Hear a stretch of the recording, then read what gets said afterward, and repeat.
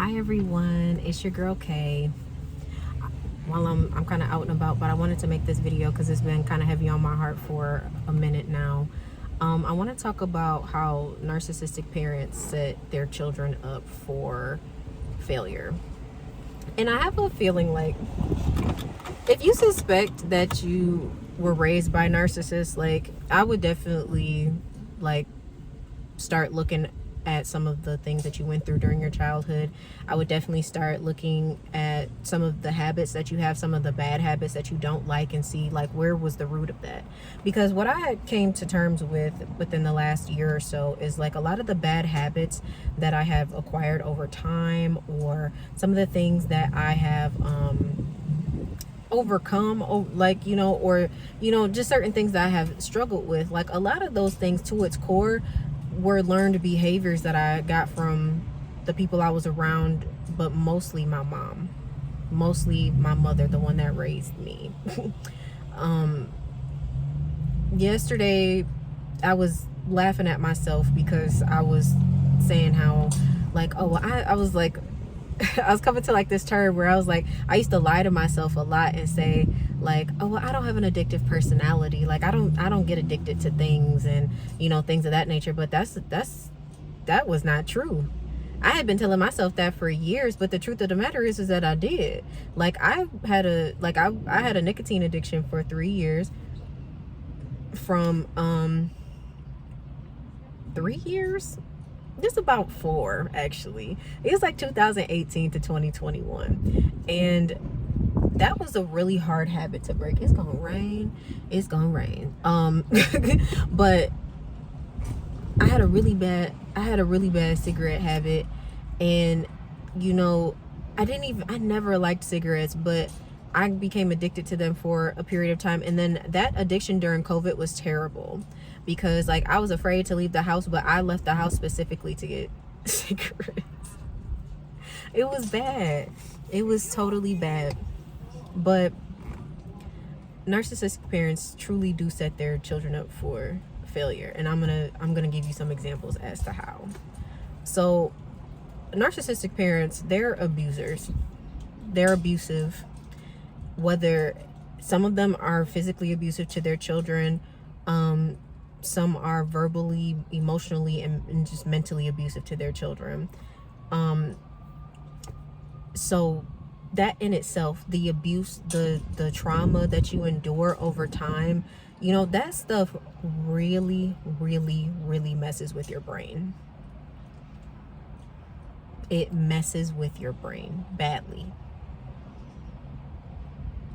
And these people who call themselves parents, a lot of them don't even really think about the repercussions of how it is that they treat their children and what that's going to look like for them down the road, because quite frankly they really don't care. And a lot of them will make those excuses like in life later on. They'll say things like, well, I was doing the best that I could, and it's like, I'm not negating that parent didn't do the best that they could, but the truth of the matter is that their actions greatly affected you, or their inaction. Sometimes it's the stuff that they didn't do, them not being supportive of you. Narcissistic and toxic parents, some of them allow their children to be essayed and assaulted by family members, by church members, by neighbors, and some of them know about it and don't do anything about it. And then they wonder why when you grow up and you're older, you're a teenager, you're a young adult in your 20s, and you have issues with your sexuality, or you have hypersexuality, and you having a hard time maintaining relationships. You're jumping from this relationship to the next. You struggle with having deep connections with people. You wonder why all your relationships, your friendships, the romantic partners that you've had, some of the business partners that you may have had, why that connection just how it's so surface level is because you don't even know the depths of your parents. You don't even know those people. I had the realization like maybe 2 years ago where I was like, you know what? I really don't know my mama. because I realized that, like, although my mom did share stories with us about, her childhood and things of that nature, oftentimes she really didn't give us a lot of details. And it's like I never knew like what she struggled with emotionally. I never knew what she struggled with physically. Like, it wasn't until like I would get in trouble for something, or I was struggling with something myself, that my mom would start giving me like little tidbits of information as to what it was that she had endured around the same age as me. And it's just like, well, that would have been nice to know a long time ago. And this is why, if you're a parent, please get in the habit of talking to your children. Like, even just as a mother, one thing that I have done since the day my baby was born was that I talked to her like normally. Like, I've always told her, okay, so like we're gonna be going over here to go do this and go do that. Like, now she understands. Like, she's 2 years old now, and now we have full-blown conversations, and it's like, talk to your kids, let them know who you are as a person, because they only know you as mom or dad, but they don't know you as who you are without all of these titles and all of this stuff like that. One thing that I definitely can say about toxic and narcissistic parents is that they teach you to accept abuse from other people, because you make so many excuses for them all the time. You're always making excuses for why they talk to you the way that they talk to you. Well, my mom, my mama is like that. She talked to me like that all the time. So I'm used to that. It's like you got used to being abused, and now you wonder why you don't have any peace in any of your relationships. You wonder why you get into all of these different romantic relationships, and you're having issues with feeling like you're being used.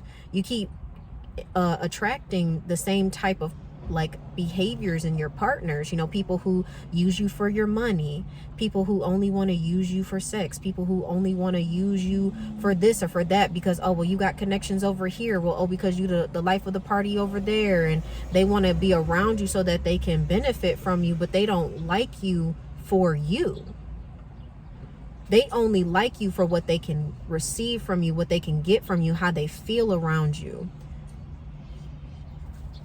And it's just unfortunate, it's unfortunate, because it's like, at the end of the day, it's like, I would love to be, I would love to have these relationships be more solid, but I can't, because I don't know how. And this is what I mean by these narcissistic parents set you up for failure, because they lack that connection with you growing up. Now you don't have the capabilities to have deeper connections with people. And then you end up getting hurt all the time, especially if you're an empath, or, if you're neurodivergent and you just really, cling on to people. Like, once you really like somebody, like, they really do become your person. It can become very difficult, especially if you are neurodivergent, you have ADHD, and you struggle with rejection sensitivity dysphoria. That hits hard. I suggest that if you have ADHD, or if you suspect you have ADHD, you need to reevaluate the friendships that you have, and please be careful with the relationships that you keep when it comes to family, because some of these people, they've been invalidating you and rejecting you for so long that it really messes with your nervous system. And so you need to be able to find some balance in that, because it is going to be something that you struggle with mentally, and having a lot of rejection all at once can be very, very depressing. But another way that narcissistic parents, they set you up for failure, is they make you think that the way that they've treated you is normal. Like, and when I say that is like, narcissistic parents, like some people were being like left as children. Like, that was something I remember vividly. Like, we didn't have, like, there were points in time where we didn't have babysitters and stuff, and like they would just be like, don't use the stove, don't, like, and just left. And I mean, we were pretty young. Like, you know, I remember, like, I wasn't no more than maybe 5 or 6. My sister's only a few years older than me. She had no business watching me, you know, that young, us being in the house by ourselves with no adult. Because, like, when I think about it now, and I'm like, would I leave my daughter? I mean, she's 2, but I would not leave her. She has an older sister who's 7. I would not leave the 2 of them together by themselves in a house. No, I would not. Even though she is 7, but it's like, it's still not old enough. That's not old enough for me, you know. So it's just like I used to think that stuff was normal. It wasn't normal. It's not normal to call your children out of their name. It's not normal that when your kids need support and love, you give them the opposite. It's not normal for those things to happen. And it's just damaging to the psyche in general, because a lot of those behaviors, because narcissists don't have the capability to love you. And so as a child, you think that this is love. You think that pain is love. So you go out into the world and you accept all of this hatred and disrespect from people, because you're like, oh, well, that's just how people love, right? People make fun of you because they love you. And it's like, no, actually those people really don't like you, and they feel like you're a punching bag. That's why they disrespect you. They keep you around because it makes them feel better about themselves, not for any other reason. 11:11 on the timer. That's the only reason why people keep you around, is because they feel like if they can take their frustrations and anger out on anybody, it's going to be you. And you cannot have people out here truly believing that is what you feel like you deserve. You growing up like that will truly make you believe that you deserve less than, or that you're not good enough. I'm sure that whoever's watching this video, you may have at certain points in time, or even maybe right now, you feel like you're not good enough, and that you've always been reaching for, you know, grasping at straws, trying to get love from the people that are supposed to be your family. But I'm here to tell you, like, if them people aren't showing you respect now, they're never truly gonna respect you. Even when you're doing well, it's all fake love at the end of the day. People who truly love you will show up for you. People who truly love you will be there for you. You won't have to ask them nothing. You won't have to have those types of conversations with them. You are going to be able to just have peace in those relationships. And any relationship that doesn't bring you any type of peace, it's not for you. You need to remove yourself. Like, point blank, period. Please remove yourself. But I gotta go finish doing my thing, but really soon. So I'm gonna wrap this video up.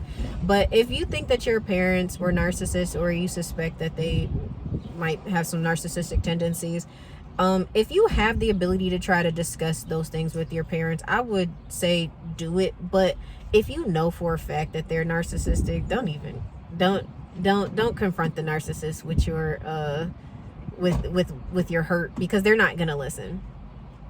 Now, if you have a positive or more positive family system, then talking things out should never be an issue. But narcissistic parents don't really care. They don't care. They're not going to accept the things that you say. They're probably going to try to rewrite history. They're probably going to tell you that the things that you experienced, you didn't experience. They're going to say, that's not true. That didn't happen. They're completely going to be dismissive of you and your feelings. So, you know, if you know that your mom is a narcissist, if you know your dad's a narcissist, don't waste your time.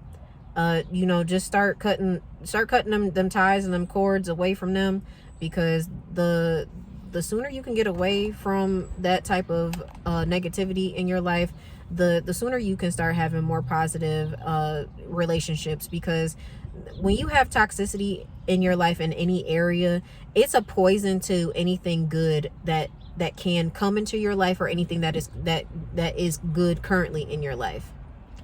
Whether that be a toxic job, whether that be a toxic relationship, friend or family, whatever the case may be, whether that be a toxic living situation, you know, the more toxicity that you have in your life, it just steals all the room for all the goodness. So please try to remove yourself from these things. Please go off and try to be happier. Because happiness comes from within. No one can steal the little bit of joy that God can give you. there's nothing that compares to God's love. I'm coming out of a really, really tough situation and just a really, really rough year for me. Well, year and a half, 2 years, really. I'm coming out of that, and it's like, when I look at everything that has happened, the only thing I can think of is like, the only reason why I made it out of that was because of God. There's no other explanation, and the reason why I'm able to smile and be happy is because of God's love. So with that being said, I really hope that this message reached who it was supposed to reach. I hope that something that I said resonated with you. Please like and subscribe to my channel. Leave a comment below. Let me know how you felt about this content. Let me know if you have any questions, comments, or if there are any other topics you'd like for me to discuss, and I'll be happy to respond. Have a great morning, day, evening, whatever time of day it is where you are. I love you all. Have a beautiful rest of your day. Bye.